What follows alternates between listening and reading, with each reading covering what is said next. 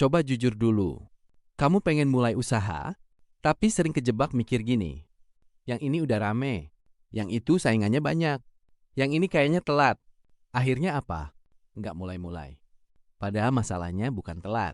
Masalahnya kita nyari yang viral, bukan yang dibutuhin orang beneran. Hari ini aku mau bahas peluang usaha yang lagi ramai. Pelanggannya udah ada, tapi belum banyak yang serius garap. Pesaingnya belum banyak. Bukan bisnis keren. Bukan yang estetik buat dipamerin. Tapi bisnis yang dibutuhin tiap hari, bisa repeat, dan realistis dikerjain orang biasa. Kalau kamu lagi nyari usaha yang masuk akal, tonton sampai habis. Pertama, jasa cuci kendaraan panggilan. Kenapa ini lagi rame? Sekarang orang makin kehabisan waktu.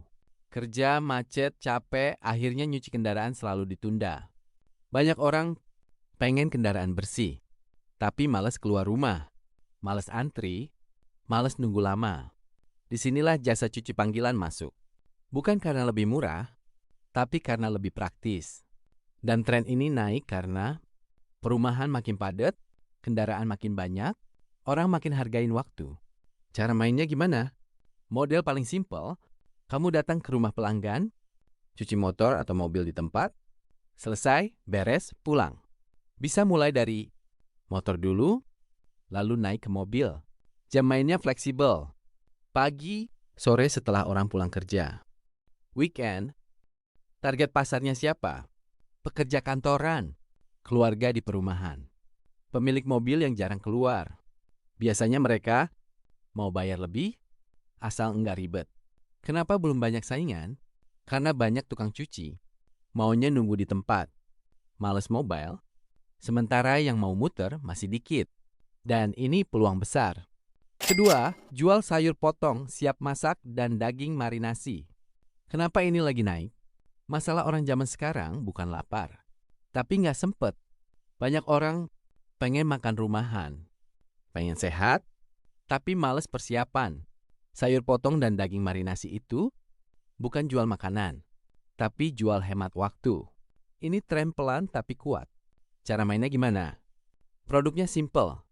Sayur sudah dicuci dan dipotong. Daging sudah dibumbuin. Dijual harian, pre-order, atau langganan. Nggak perlu banyak menu. Yang penting, bersih, konsisten, rapi. Target pasarnya siapa? Ibu bekerja, pasangan muda, orang kos yang pengen masak. Biasanya mereka beli rutin, nggak banyak nanya, yang penting praktis. Kenapa saingannya masih sedikit? Karena nggak estetik, nggak viral, butuh disiplin. Tapi justru itu yang bikin awet. Ketiga, jasa bantu momong harian, bukan nanny full time. Kenapa ini dibutuhin banget? Sekarang banyak orang tua, dua-duanya kerja, atau WFH tapi ribet, atau nggak punya ART. Mereka butuh bantuan, tapi nggak perlu seharian penuh. Cukup 2-4 jam. Nemenin, bantu jagain, ini kebutuhan nyata yang lagi naik. Cara mainnya gimana? Model jasanya, jam fleksibel, harian, atau langganan. Tugasnya, jagain anak, nemenin main, bantu ringan. Bukan ART, bukan guru, tapi teman bantu orang tua. Target pasarnya siapa? Pasangan muda, ibu bekerja, keluarga tanpa ART. Biasanya kalau udah cocok, mereka nggak mau ganti. Kenapa belum banyak saingan? Karena berbasis kepercayaan. Banyak orang takut tanggung jawab. Padahal kalau sistemnya jelas, ini bisnis panjang dan stabil. Keempat, jasa bantu packing pindahan rumah. Bukan jasa angkut, tapi fokus packing. Kenapa peluang ini lagi naik? Pindahan rumah itu bukan soal ngangkat doang. Yang paling bikin stres justru bongkar lemari, bungkus barang, misahin barang pecah belah, takut rusak atau hilang. Sekarang orang makin sering pindah kontrak, kerja, nikah, cerai, renovasi, makin sibuk, makin gak mau ribet. Masalahnya, jasa angkut banyak. Jasa packing yang rapi dan niat masih jarang. Ini celah besarnya. Cara mainnya gimana?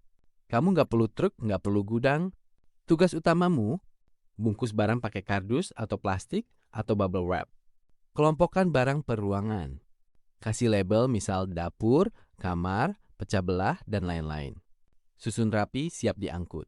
Bisa kerja sebelum hari pindahan atau barengan sama jasa angkut. Target pasarnya siapa?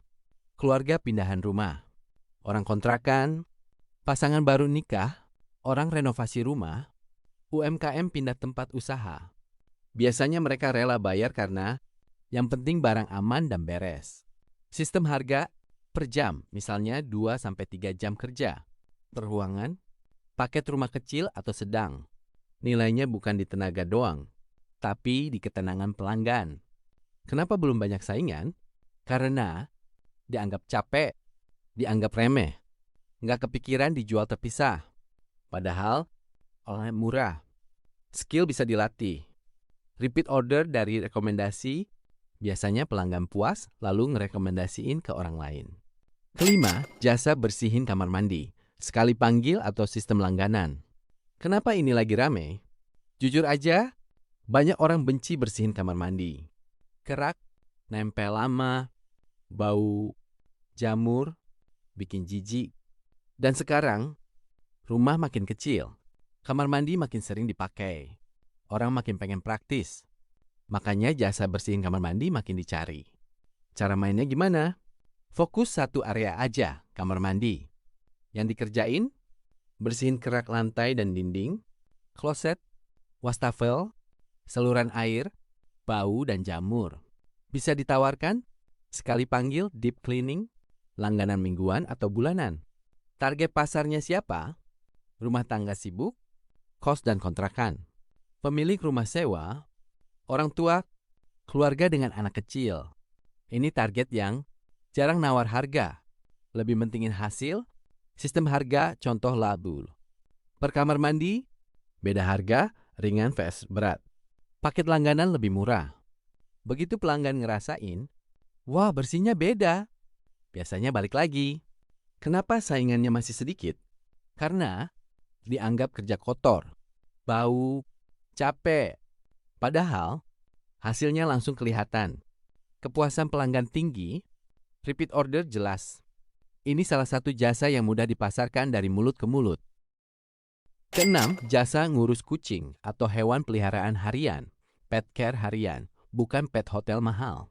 Kenapa lagi rame? Sekarang orang makin banyak punya hewan, terutama kucing. Tapi gaya hidupnya juga makin sibuk. Kerja seharian, sering pergi, mudik atau dinas singkat.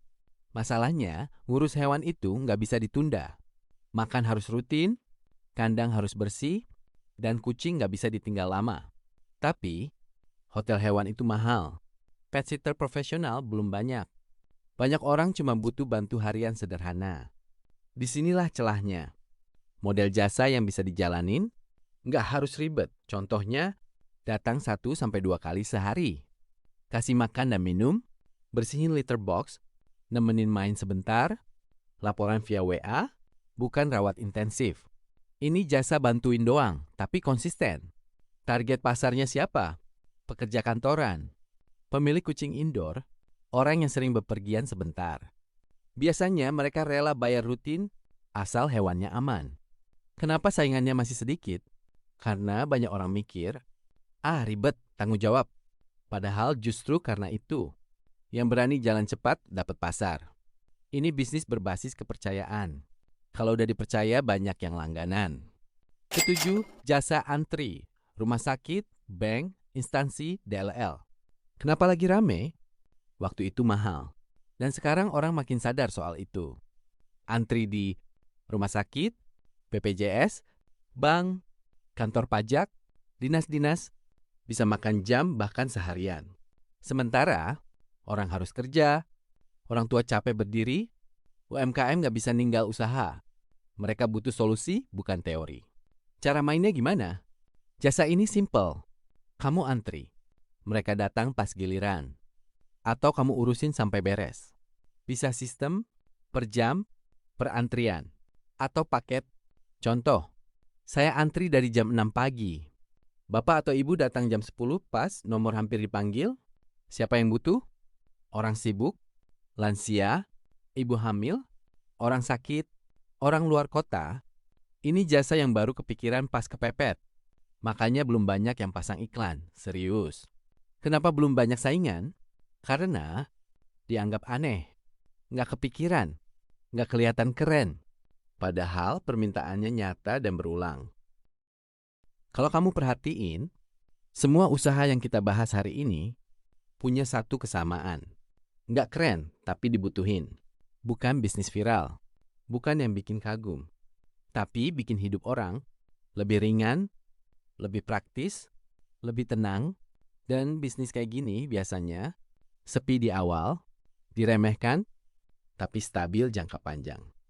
Mulai dari yang ada di sekitarmu, mulai dari masalah kecil, mulai dari yang orang lain males kerjain. Karena seringkali, uang justru datang dari hal-hal yang dianggap sepele.